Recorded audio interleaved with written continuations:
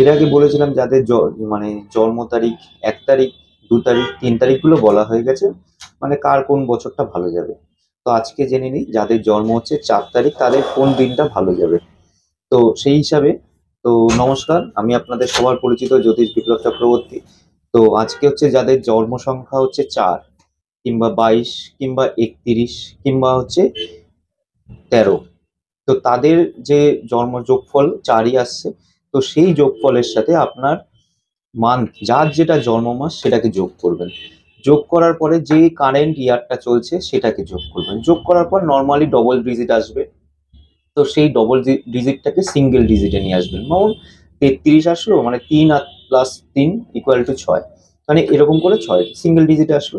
তো এরকম যোগ করার পরে যাদের যোগফল আসবে 1, 5, 6, 7, তাদের সেই বছরটা ভালো যাবে।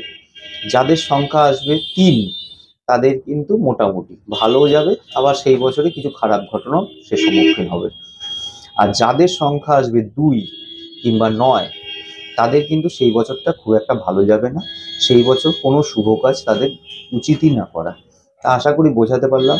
আবার কোনো নিত্য নতুন পয়েন্ট নিয়ে দেখা হবে। ভালো থাকবেন, সুস্থ থাকবেন, আর সবসময় একটু হাসি মুখে থাকবেন। নমস্কার।